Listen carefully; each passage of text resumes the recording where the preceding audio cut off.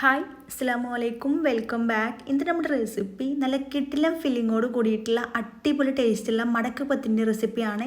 നല്ല സിമ്പിളാണ് ഉണ്ടാക്കിയെടുക്കാനായിട്ട്, കിട്ടിലം ടേസ്റ്റുമാണ്. അപ്പോൾ അതെങ്ങനെ ഉണ്ടാക്കിയെടുക്കാൻ നോക്കാം. അതിന് മുന്നായിട്ട് ഈ ചാനൽ ആദ്യം നിങ്ങൾ കാണുന്നുണ്ടെങ്കിൽ, നിങ്ങൾക്ക് ഇഷ്ടമായെന്നുണ്ടെങ്കിൽ പ്ലീസ് ഒന്ന് സബ്സ്ക്രൈബ് ചെയ്ത് സപ്പോർട്ട് ചെയ്യണേ.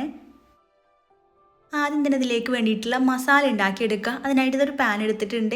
ഇതിലേക്ക് 2 ടേബിൾ സ്പൂൺ വെളിച്ചെണ്ണ ചേർത്ത് കൊടുക്കാം. എണ്ണ നന്നായിട്ട് ചൂടായിട്ട് വന്നാൽ ഇതിലേക്ക് വലിയ 2 സവാള ചെറുതായിട്ട് കട്ടാക്കി എടുത്തിട്ടുണ്ട്. ചെറിയ സവാളയാണ് എടുക്കണമെന്നുണ്ടെങ്കിൽ ഒരു 3 വരെ എടുക്കാവുന്നേ ഉള്ളൂ. അതും കൂടെ ചേർത്ത് കൊടുക്കുക. ഇതിലേക്ക് ഒരു 1/2 ടീസ്പൂണിൻ്റെ അടുത്തായിട്ട് ഉപ്പും കൂടെ ചേർത്തിട്ട് നല്ല പോലെ അങ്ങ് മിക്സ് ചെയ്ത് യോജിപ്പിച്ചെടുക്കാം. ഈ ഉള്ളി നല്ല രീതിയിൽ ഒന്ന് വാടിയിട്ട് വരട്ടെ. ഉള്ളി ചെറുതായിട്ടൊന്ന് വാടിയിട്ട് വന്നാൽ ഇതിലേക്ക് 1 ടീസ്പൂൺ ഇഞ്ചി വെളുത്തുള്ളി പേസ്റ്റും കൂടെ ചേർത്ത് കൊടുക്കാം. 1 ടീസ്പൂൺ തന്നെ മതിയാകും. അതും കൂടെ ചേർത്ത് കഴിഞ്ഞാൽ എല്ലാം കൂടെ നന്നായിട്ടങ്ങ് വഴറ്റിയെടുക്കാം. ഉള്ളിലേക്ക് നല്ല രീതിയിൽ വയന്ന് കളറൊക്കെ ഒന്ന് മാറി വന്നാൽ ഇതിലേക്ക് പൊടികൾ ചേർക്കാം. ഒരു 1/4 ടീസ്പൂൺ മഞ്ഞൾപ്പൊടി ചേർത്ത് കൊടുക്കാം. കൂടെ തന്നെ ഇതിലേക്ക് ഒരു 1/2 ടീസ്പൂൺ കുരുമുളക് പൊടിയും കൂടെ ചേർത്ത് കൊടുക്കാം. എനിക്ക് എരിവ് വേണമെന്നുള്ളവർക്ക് ഒരു 3/4 ടീസ്പൂൺ വരെ എടുക്കാവുന്നേ ഉള്ളൂ. കൂടെ തന്നെ ഇതിലേക്ക് ഒരു 1/2 ടീസ്പൂൺ ഗരം മസാല പൊടിയും കൂടെ ചേർത്തിട്ട് എല്ലാം കൂടെ നന്നായിട്ടങ്ങ് വഴറ്റി യോജിപ്പിക്കാം. ഇനി ഈ പൊടികളുടെ റോ ടേസ്റ്റൊക്കെ ഒന്ന് മാറുന്ന വരെ ഒന്ന് വഴറ്റിയെടുക്കാം.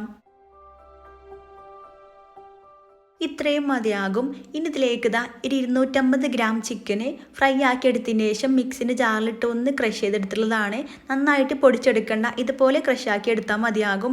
നിങ്ങൾക്ക് അല്ലാന്നുണ്ടെങ്കിൽ വേണമെങ്കിൽ കുക്കറിലൊന്ന് വേവിച്ചെടുത്തിട്ട് അങ്ങനെ വേണമെങ്കിലും ചെയ്തെടുക്കാം കേട്ടോ. ഞാൻ ഇവിടെ ഫ്രൈ ആക്കിയിട്ടാണ് ചെയ്തിട്ടുള്ളത്.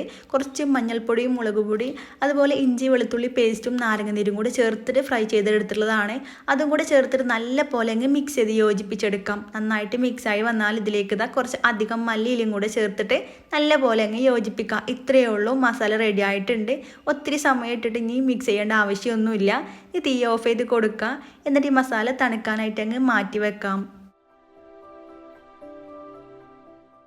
ഇതുപോലെ ഡ്രൈ ആയിട്ടാണ് കേട്ടോ ഈ ഒരു മസാല കിട്ടേണ്ടത്. ഇതൊരു സൈഡിലേക്ക് അങ്ങ് മാറ്റി വെക്കാം. ഇതവിടെ ഇരിക്കട്ടെ. ഇനി ഇതിലേക്കുള്ള മൈദപ്പത്തിരി ഉണ്ടാക്കിയെടുക്കാം. അതിനായിട്ട് ഒരു മിക്സിന് ജാർ എടുത്തിട്ടുണ്ട്. ഇതിലേക്ക് ഒരു മുട്ട പൊട്ടിച്ചിട്ട് ചേർത്ത് കൊടുക്കാം.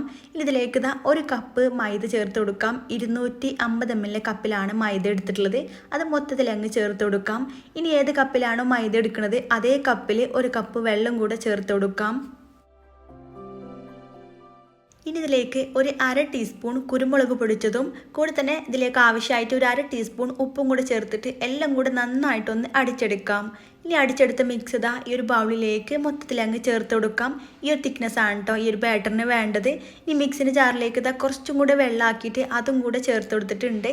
എല്ലാം കൂടെ നന്നായിട്ട് അങ്ങ് മിക്സ് ചെയ്ത് യോജിപ്പിച്ചെടുക്കാം. ഈ ഒരു തിക്നെസ് ആണ് കേട്ടോ ഈ ഒരു ബാറ്ററിന് വേണ്ടത്. അധികം കട്ടിയായിട്ടും വേണ്ട, എന്നാൽ അധികം ലൂസായിട്ടും കിട്ടരുത്. ഇത് ചുട്ടെടുക്കാം. ഈ ചുട്ടെടുക്കാനുള്ള പാൻ നല്ല പോലെ ചൂടായിട്ട് വന്നാൽ ഏറ്റവും ലോ ഫ്ലെയിമിലേക്ക് ആക്കി കൊടുക്കുക.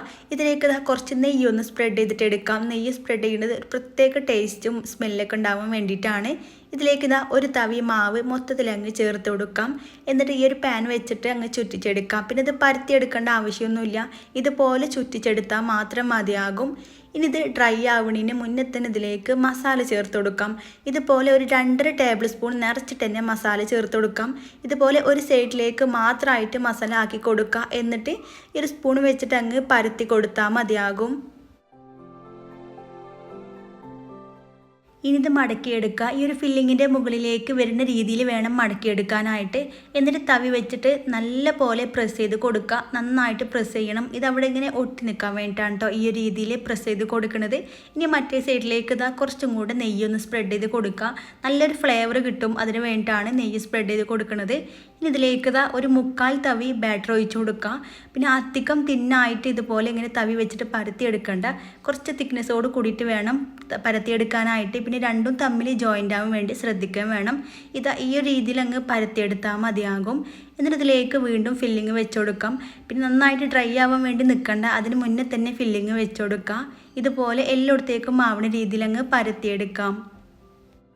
ഇനി ഇത് ഈ സൈഡിൽ നിന്ന് ആ ഒരു മസാലിൻ്റെ മുകളിലേക്ക് ആക്കിയിട്ട് അങ്ങ് മടക്കിയെടുക്കുക. ഇതുപോലെ റിപ്പീറ്റ് ചെയ്തിട്ട് വേണം ചെയ്യാനായിട്ട്. നിങ്ങൾക്ക് വേണമെങ്കിൽ ബാറ്ററി തീരുന്ന വരെ ഇങ്ങനെ ചെയ്തിട്ട് എടുക്കുക.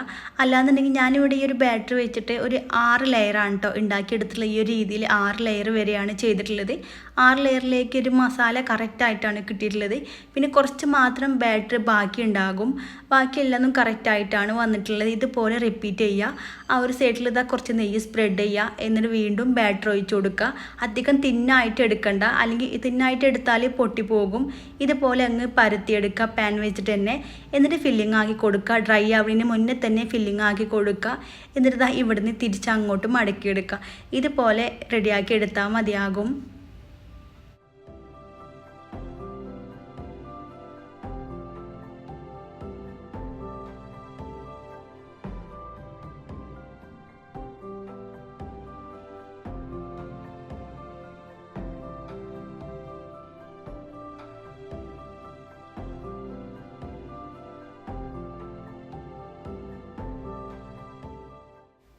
ഇനി 6ാമത്തെ ലെയർ മടക്കിയെടുക്കുമ്പോൾ നന്നായിട്ട് ശ്രദ്ധിച്ചിട്ട് വേണം മടക്കിയെടുക്കാനായിട്ട്.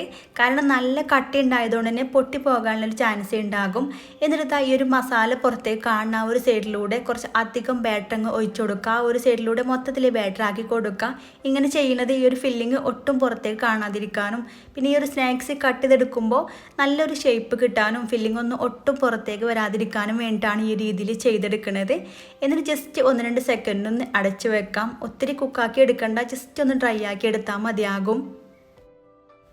ഇനി ഇത് ഒത്തിരി ഡ്രൈ ആവാൻ വേണ്ടി നിൽക്കണ്ട, ജസ്റ്റ് ഒന്ന് ഡ്രൈ ആയിട്ട് വന്നാൽ തുറന്ന് കൊടുക്കുക. എന്നിട്ട് ഇതാ നേരത്തെ ഒഴിച്ചു കൊടുത്തുള്ള ആ ഒരു എക്സ്ട്രാ ആയിട്ടുള്ള ഒരു ബാറ്റർ ഉണ്ടല്ലോ, അതങ്ങ് കട്ട് ചെയ്ത് മാറ്റി വെക്കുക. ഇങ്ങനെ ചെയ്യുന്നത് നല്ലൊരു ഷേപ്പ് കിട്ടാൻ വേണ്ടിയിട്ടാണ് കേട്ടോ. പിന്നെ ഒത്തിരി ഡ്രൈ ആവുന്നതിന് മുന്നേ തന്നെ കട്ട് ചെയ്ത് മാറ്റണം. അധികം ഡ്രൈ ആയാൽ കട്ട് ചെയ്യാനായിട്ട് ബുദ്ധിമുട്ടാകും. എന്നിട്ട് ഇതാ മുകളിലൂടെ കുറച്ച് അധികം നെയ്യൊന്ന് സ്പ്രെഡ് ചെയ്ത് കൊടുക്കുക. നല്ലൊരു ടേസ്റ്റും ഒക്കെ കിട്ടാൻ വേണ്ടിയിട്ടാണ്. ഫ്ലേവർ ഇഷ്ടമുണ്ടെങ്കിൽ ചെയ്താൽ മതിയാകും.